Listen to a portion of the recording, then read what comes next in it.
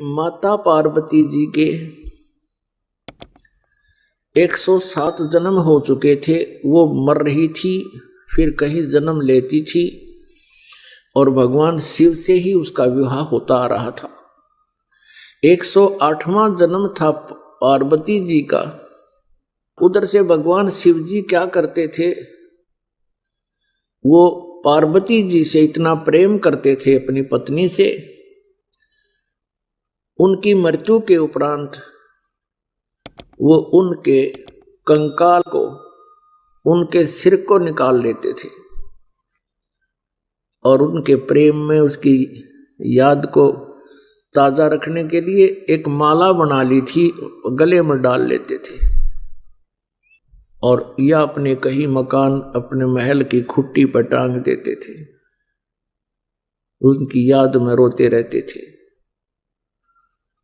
एक दिन नारद जी आए, पार्वती जी से कहा कि हे माता, आप जन्म और मृत्यु के कष्ट से कितने दुखी होते हो। भगवान शंकर जी के पास, शिव जी के पास एक अमर मंत्र है, यदि वो आपको वो मंत्र दे दे, जाप करने का एक नाम है, आपका जन्म और मृत्यु समाप्त हो सकता है। पार्वती जी ने कहा कि हे ऋषि जी, आपकी बातों पर मुझे विश्वास नहीं हो पा रहा, क्योंकि भगवान शिव जी मुझे बहुत प्यार करते हैं, मेरे पति हैं और इनके स्वभाव और इनके उदार स्वभाव से मैं खूब परिचित हूं। ये मेरे लिए अपनी जान भी दे सकते हैं और वस्तु का तो कहना ही क्या। फिर आप ये कहो कि इनके पास कोई ऐसी वस्तु है और वो मुझे नहीं देते, नहीं दी, आज तक मेरे से छुपा ली, मेरा बात जची नहीं और मेरी जन्म मृत्यु का भी मुझे ज्ञान नहीं। तब भगवान नारद जी ने कहा कि माता, ये जितने भी गले में भगवान ने ये शीश, ये रूंड टांग रखे हैं तेरे खोपड़े, ये तेरे ही हैं। 107 तो ये टंगरे खुट्टी पे है और 108वां आप वर्तमान में है। और भगवान शिव जी के पास एक बहुत ही अच्छा मंत्र है, वो आपको देंगे तो आपका कल्याण हो जाएगा। पार्वती जी ने फिर वही शब्द दोहराए कि नारद जी, मुझे विश्वास नहीं हो रहा कि उन्होंने मुझे ये नाम क्यों नहीं दिया जिससे मेरा मोक्ष हो सकता है। ऐसा भगवान नहीं कर सकते, मुझसे कुछ नहीं छुपा सकते। तब नारद जी ने कहा कि अभी तक आप उनको केवल पति मान रहे हो, आपने उनको भगवान नहीं माना, आपने उनको गुरु नहीं माना। जब तक आप अधीन नहीं होगे तब तक वो आपको ये वस्तु नहीं देंगे। अभी तक तो आप उनको एक पति मानते हो और कभी कभी डांट भी लगा देते हो, और इस अनमोल वस्तु को लेने के लिए आपने बहुत विनम्र स्वभाव अपनाना होगा। अति अधीन दीन हो प्राणी, ताको कहना वो अकथ कहानी, ये नियम है भक्ति का। अब नारद जी के उस प्रेरणा से उसको बहुत ज्यादा प्रेरणा मिली, बहुत प्रेरित होगी और सोचने लगी कि ऐसा अनमोल मंत्र उनके पास है। नारद जी झूठ नहीं बोलते, इनका कोई स्वार्थ नहीं झूठ बोलने का, परमार्थी व्यक्ति हैं, ये झूठ नहीं बोलते। पार्वती जी ने सोचा कि अवश्य में मेरे अंदर ही कोई त्रुटि रही है, जिस कारण से प्रभु ने अभी तक मुझसे ये अनमोल मंत्र छुपा रखा है। अब शाम के समय जब भगवान शिव जी अपने घर लौटे, उस दिन एक विशेष परिवर्तन देखा शिव जी ने कि पार्वती जी उनके चरणों में गिर गई और फूट फूट कर रोने लगी। भगवान शिव ने कहा कि पार्वती, तेरे को किसने क्या कह दिया, मुझे बता, उसका अभी ठीक करता हूं उसको। पार्वती जी ने कहा कि आपके रहते मुझे कौन कह सकता है प्रभु, लेकिन मुझ अबला से कोई भूल बनी है। हे परमात्मा, आपने मुझसे एक अनमोल वस्तु छुपा रखी है। आप मुझसे इतना प्यार करते हैं, क्या मैं जब मरती थी आप दुखी नहीं हुए होगे? अब नारद जी, उसने शिव शंकर भगवान ने सोचा, आज यह कौन सा स्टेशन पकड़ ली है, ये तो कदे ढंग से बात नहीं करया करती, आज ये बोल क्या रही है। तब कहा, पार्वती जी ने संक्षिप्त में सारी कथा सुना दी है। भगवान, आपके पास अनमोल मंत्र है, मैं 107 बार मर चुकी हूं, ये शीश मेरे ही हैं, आपने कभी नहीं बताया। मेरे में कोई त्रुटि रही होगी, मुझे बालक समझकर माफ कर दो, मुझे वो मंत्र दे दो। हाँ, भगवान शंकर बोले, पार्वती ये तेरे सतर की बात नहीं, नो बता तेरे को कौन मिला ऐसा भगवान आत्मा, तेरी बुद्धि बदल दी उसने। ऐसा कौन विधाता मिल गया जो तेरी बुद्धि बदल दी? किसने बताया तेरे तो ये बात? तो पार्वती कहने लगी, नारद जी आए थे और उन्होंने मुझे ये सारी कहानी बताई। अब शिव जी कहने लगे, पार्वती अब बैठ जा, तेरे को सारी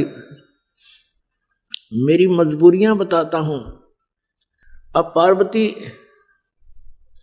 से शंकर भगवान ने कहा कि ये ना सोच के मैं तुझे प्यार नहीं करता था, तू मर जाती थी, तेरी मृत्यु होती थी, मैं बहुत रोता था, टक्कर मारता रहता था तेरे वियोग में। तो पार्वती जी ने कहा कि हे भगवान, और साथ में ये भी शंकर भगवान ने कहा कि ये सभी सिर तेरे, ये जो टांग रखे हमने, तेरे सिरों की माला बना रखी है, जब तक तू दोबारा मुझे प्राप्त नहीं होती थी तब तक मैं इनको देख देख कर रोता रहता था। तो पार्वती जी ने कहा, हे भगवान, आपके पास ऐसा मंत्र जिससे मैं अमर हो सकती हूं, और वो क्यों ना दिया आपने भगवान? मैं मरती ही नहीं, आप इतने कष्ट उठाया आपने। पुण्यात्मा, जो व्यक्ति अपने प्रोसेस से परिचित होता है, अपने प्रोफेशन से परिचित होता है, वो समझता उसके कदर और वैल्यू को। ये मंत्र ऐसे नहीं दिया जा सकता।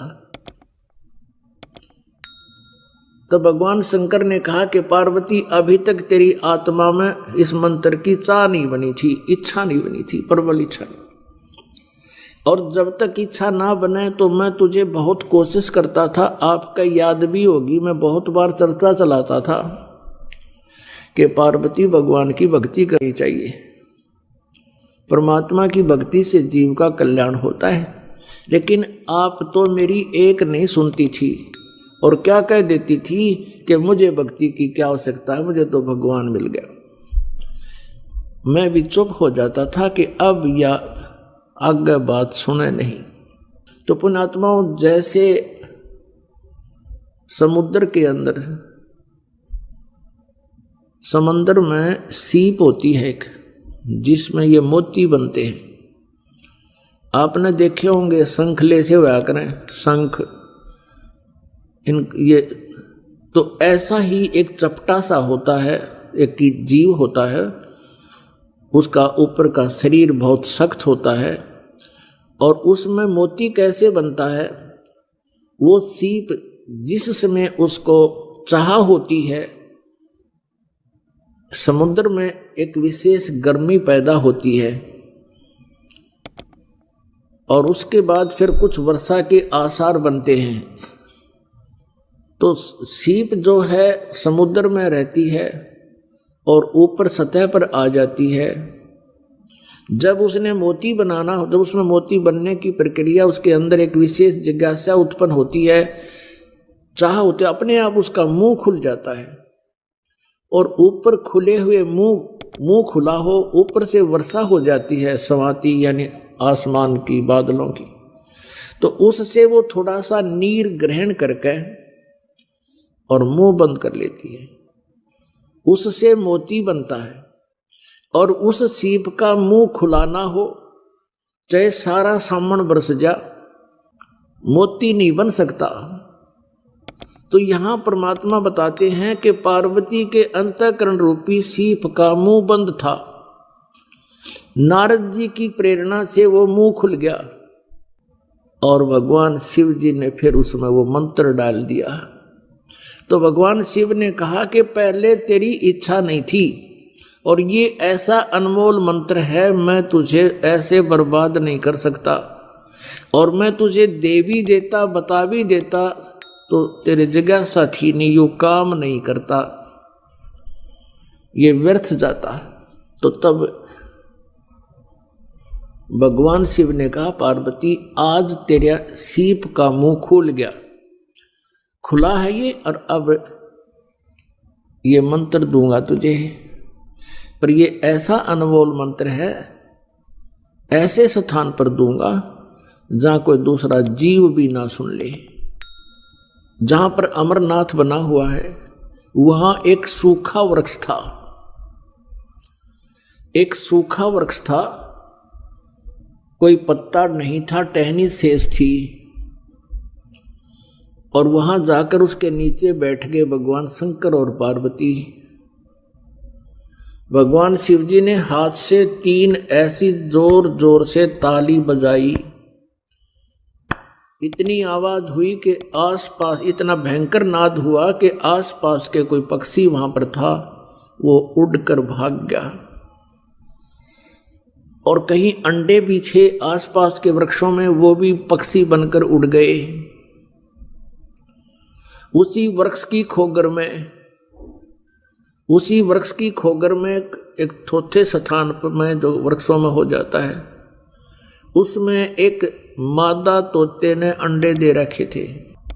जो स्वस्थ अंडे थे वो तो पक्षी बनकर उड़ गए, एक गंदा अंडा था वो शेष रह गया। भगवान शिव पार्वती जी को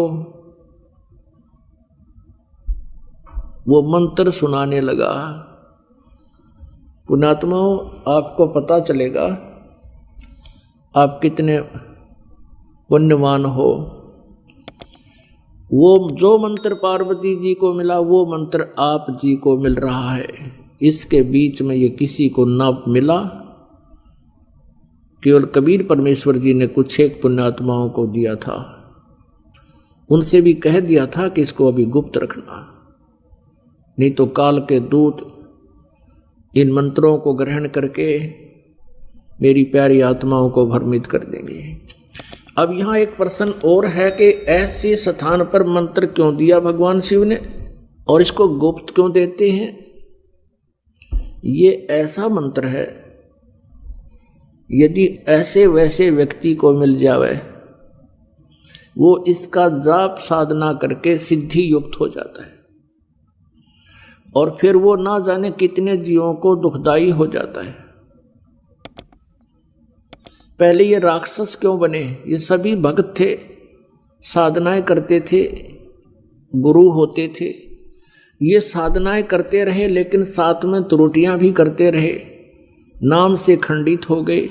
गुरुजनों ने उनको अपने वहां से निष्कासित कर दिया, उनके अंदर उस नाम के जाप करते रहे, सिद्धियां आ गई, उन्हीं भक्तों को के शत्रु बन गए, उनके पास भी सिद्धियां, उनके पास भी सिद्धियां, सारी उम्र लड़ते रहे, ना उनको भक्ति आपकी ना करने देते थे। आपने सुर असुरों का युद्ध खूब सुना पुराणों में, और अधिकारी जो होता उसके मुख से सुना हुआ ज्यादा असर करता है। तो वहां पार्वती जी को भगवान शिव ने वो मंत्र दिया।